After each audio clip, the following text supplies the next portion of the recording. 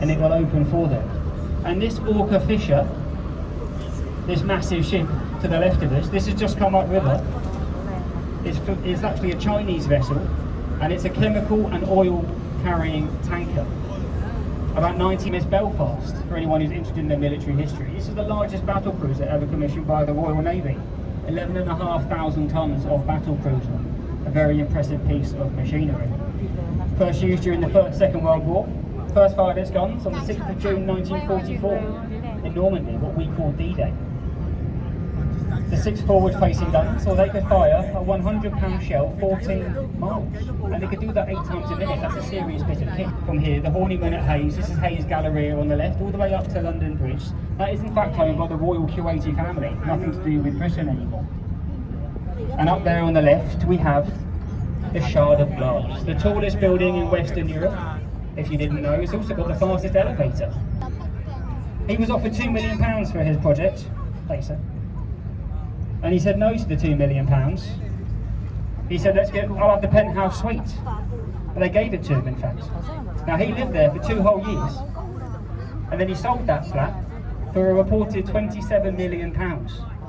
That's not a bad bit of business in anyone's books. This London Bridge Hospital here on the left, this is one of the most expensive private hospitals in the country. We thankfully have the NHS. I very much hope you don't find yourself in that hospital this week on your holidays, because if you did, you might discover that it costs you £14,000 for a hip replacement. Yes, let's hope you don't end up there with a stubbed toe. God knows what that would cost you. And now we're coming up towards London Bridge. But before we do that, if you look to the right, you can see Sir Christopher Wren's monument. That is the monument to the Great Fire of London. And the candle at the top symbolises the candle that started the fire in Pudding Lane. It's the largest unsupported column in the world. It's 311 steps to the top, and you can walk up it and get a really cool view of the surrounding area. And it is 61 metres high, and it is 61 metres from the base of that column to Pudding Lane, where the fire was started. So, lovely bit of city. The bridge that we've just gone under, London Bridge. There's been a crossing point here for 2,000 years. The Romans first built a crossing point here in 43 AD, when they founded Londinium. Now over there on the left-hand side, we have an old pirate-looking ship. That is the working replica of Sir Francis Drake's Golden Hind. That pirate-looking ship has actually been around the globe twice. It's clocked up over 100,000 sea miles. A very impressive bit of kit. And it's actually setting sail once again. That's what all the scaffolding is for. So at some point those gates will open and it will go around through London, where it will sail the 7 seas once again. But if you don't know who Sir Francis Drake was, he was a privateer. He was tasked by Elizabeth I with circumnavigating the globe. He was the first Englishman to do so. That was, for the Spanish, he was a feared traitor pirate, nicknamed El Draco, the dragon. Now on the right-hand side here, these glass windows underneath the bridge, they put in a spar here because they thought no one would be able to see them. Because if you go underneath the bridge, oh blimey, we can see a lot of people sometimes in various states of undress, having a good time. Sometimes the views are so fantastic, we do a little tour, just do a loop round and around and around. And sometimes we just wish we'd never looked at all. And on the right-hand side here, as we leave this bridge, you've got Walpole Wharf. This wharf here is one of the last remaining working wharfs on this section of the Thames, because it is still very much a working river. So barges will come up on the tide, empty, and they will dock here like this one. And they will fill all of these containers with London's rubbish. 40% of London's rubbish still leaves via the River Thames, because what it does is every one of those containers, which are double stack, is now not on a lorry blocking up the streets of London. And they'll be taken downriver to somewhere like Erith, where they'll be incinerated, they'll be burnt, and they are turned into breeze blocks for building a lot of the redevelopments up and down the banks of the Thames. So as I said, very much a working river. This is the Southwark Bridge. There's not a lot to say about this bridge, apart from the fact that it is in London, which is ironic, because it was actually built to relieve pressure from the nearby London Bridge, and it failed spectacularly. It does not do that at all. As you can see, it is a very quiet bridge. It's a few cars and a few locals walking over it. Are any Shakespeare fans on board? You might find this. Wow, there are a couple. That's over there, on the left, the Tudor-style thatched roof building. is Shakespeare's replica Globe Theatre. Now, that is the only thatched roof you will see in London, because they were all banned after the Great Fire. And on April 23rd, Shakespeare's birthday, it will open up for outdoor performances, and you can go there and see such plays as Romeo and Juliet. But those are the only two that I know. But those plays, they are performed in the traditional manner. They wear traditional dress, there is no electricity, no microphones, no lighting and no amplification. There is also no toilet. So the question is, to pee or not to pee? I like that one. Now guys, this is the Millennium Footbridge. Any Harry Potter fans on board? There's always a few. Yes, this is the bridge that gets blown up in the Half-Blood Prince by the Death Eaters. Anyone remember that?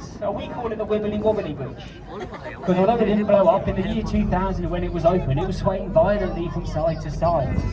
And so they closed it for 2 whole years before reopening it into what it is now. Now back to Harry Potter. This on the right-hand side here, this City of London school, this is actually Hogwarts. Harry Potter was educated there, or the actor, Daniel Radcliffe. That's where Daniel Radcliffe went to school. Now, ladies and gentlemen, parents, do not be alarmed. To send your child to school there, it will cost you £10,000 a term. Yes, that's an awful lot of money, isn't it? Yes, if you spent 30 grand sending your child to school for a year, you would definitely expect them to come out knowing a little bit of magic. And guys, we're coming up to Blackfriars now. This is the Blackfriars bridges. And there's 2.5 bridges. Now the first bridge is the Blackfriars Railway Bridge. It's built on the old foundations of the Alexandria Bridge, which was the original freight crossing here on the Thames. But when the railway carriages were too big and too heavy, well, they built a new bridge in order to manage the increased weight. The sloped roofs that you can see, those are actually solar panels. They're providing up to 40% of the power to the railway platform, which is on the bridge, the only bridge with a working railway platform. As we go through the bridge, to the left and the right, you'll see some red stone columns. These are part of the old Alexandria Bridge, the original freight crossing. But they left these in because the designers were concerned that if they removed those, the new bridge would actually fall into the Thames because it disturbed the foundations. And if you know your nursery rhymes, we've had enough problems with bridges falling into the Thames as it is. This will reverse the Blackfriars Road Bridge. This is the halfway point on the Thames. 25 miles behind us you have the ocean, and in roughly 25 miles you have Teddington Lock. And now Teddington Lock is where the Thames becomes non-tidal. So you're at the halfway point, we've just left saltwater and we're entering freshwater. Up on the left-hand side, the Oxo Tower building. So that brown building there with the tower, that was originally a power station for the Royal Mail, serving power to the local area. But in the 1920s, it was bought by a company called Lemco. Now Lemco owns the Oxo Cube brand. An Oxo Cube, if you don't know, is a little cube which we put in our cooking, a little Scotch. Now, when they bought that building, they wished to have some advertising, some illuminated signage. However, this is the King's Highway that you are travelling upon. It is illegal to advertise on the banks of the River Thames. So, what they did was they built this tower and they put on each of the faces 3 windows, spelling out an O, an X and an O, their popular brand. Now they successfully argued in the court of law during the planning process that this did not break any planning regulations, and they have had free advertising on the Thames ever since. They've since moved on, but their legacy lives on here. The top floor with the balcony, that is the Michelin-starred Harvey Nichols restaurant.